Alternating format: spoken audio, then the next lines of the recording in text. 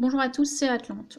Aujourd'hui, une réflexion un peu qui prend de la hauteur de vue parce que tout le monde rentre dans les débats. Est-ce qu'il faut ouvrir, fermer les restaurants, j'allais dire les magasins, les petits magasins, les petits commerçants, on va les crever, le pays va crever, la civilisation éclate, etc. Donc moi je voulais prendre un peu de hauteur de vue et en fait dire que on est en train de vivre finalement un grand retour de bâton. Voilà. En fait, on vit plusieurs retours de bâton à plusieurs niveaux. Voilà. Donc, les violences, la haine anti-France, etc., bah, c'est le retour de bâton des politiques immigrationnistes folles. Voilà. Ensuite, la pandémie, peu importe comment on la considère d'ailleurs, bah, c'est un retour de bâton comment dire, du système mafieux que tout le monde a laissé mettre en place au niveau de la santé. Voilà, donc on voit le résultat. Hein, parce que je rappelle que si on doit rester chez nous, c'est parce que le personnel de santé pleure tous les jours, dire «Mignon, arrêtez d'être malade, venez pas engorger nos hôpitaux». Oui, alors quand je dis les hôpitaux, la mafia des hôpitaux, bah, c'est ce fameux partenariat public-privé dont je parle dans d'autres vidéos, mais qui n'intéresse pas grand monde malheureusement, hein, qui est je rappelle le résumé de ce qu'est le partenariat public-privé. C'est notre argent public investi pour réaliser des profits privés. Voilà. Donc ça s'appelle la mafia. Ça s'appelle un système mafieux. Et donc les médecins que vous entendez pleurer là tous les soirs, on est engorgé, machin, quand ils osent mettre sur le plateau, sur la table, le fait qu'on peut détruire l'économie parce que le personnel soignant est fatigué, sachant que, alors j'ai un respect total hein, pour ces métiers-là, mais quand même, ils font partie de ces métiers qui ne connaîtront jamais le chômage, ok?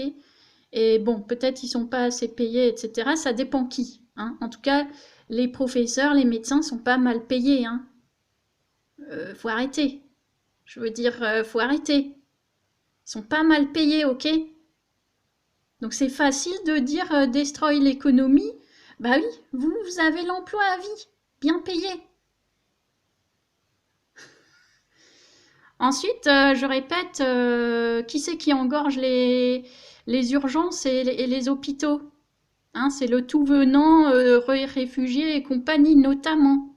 Hein. C'est aussi là issu des politiques immigrationnistes folles.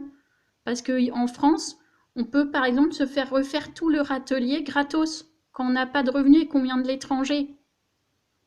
Ce qui n'est pas le cas pour nous, hein, ressortissants français, les sans-dents, là, comme il disait l'autre, les sans-dents. Bah oui, les sans-dents, ils raquent pour leur hôpital, mais quand ils veulent se faire refaire leur atelier, c'est de leur poche. Ça, c'est la France d'aujourd'hui, ok? Donc, retour de bâton. Hein, maintenant, les hôpitaux sont engorgés, on ne peut plus soigner personne, on fait du tri. Et on dit aux vieux, ah bah c'est bon, vous avez bien vécu, maintenant, allez, c'est bon, laissez la place, voilà. Alors, bien sûr, derrière, on pose la question, est-ce que, on n'a pas peur de la mort dans notre société? Mais c'est pas la question, ça. C'est pas la question. Moi, je refuse ce débat. Toute notre civilisation est fondée sur la recherche de l'amélioration des conditions de vie et l'augmentation de l'espérance de vie. Ça, c'est notre civilisation, c'est ce qui nous distingue des autres civilisations. C'est que nous avons développé la science et le confort de vie, la sophistication civilisationnelle pour augmenter le confort de vie et l'espérance de vie. Il n'y a pas si longtemps, il y a quelques décennies, c'était fréquent qu'on meure avant 50 ans. C'est ça la question, si on est capable d'accepter ça ou pas. Ensuite, c'est facile de dire on fait clamser nos vieux. Oui, les gens qui disent ça, ils espèrent quand même que ce soit pas leurs vieux à eux qui y passent. Vous voyez? Donc moi, j'accepte pas. Là, franchement, je me fâche une fois de plus. Donc retour de bâton.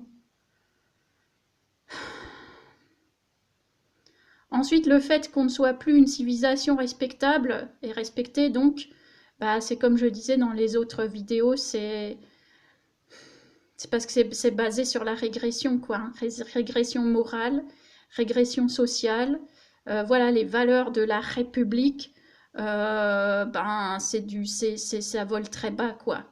Personne n'a envie d'entrer là-dedans. Personne n'a envie de faire partie d'un truc malsain et dégénérescent. Hein. Donc si les gens ne veulent plus, si par exemple les étrangers s'en retournent vers leurs origines, vers leur culture d'origine, c'est bien parce que celle qu'on présente ici avec des Alice Coffin et compagnie n'est pas du tout attractive. Est-ce qu'il y a quelqu'un qui va le dire, ça? Moi, je défends pas les valeurs de la République actuelle parce que ça me correspond pas. C'est pas ma civilisation, c'est pas celle de mes ancêtres. C'est celle des dégénérés actuels. Alors, les dégénérés actuels qui sont au pouvoir, un message pour le général Pierre de Villiers, puisqu'il a dit qu'il écrit ses bouquins pour les dirigeants, pour les inspirer. Ben moi, je vais lui dire, monsieur le général, la question aujourd'hui, c'est pas d'avoir des bonnes ou des mauvaises idées.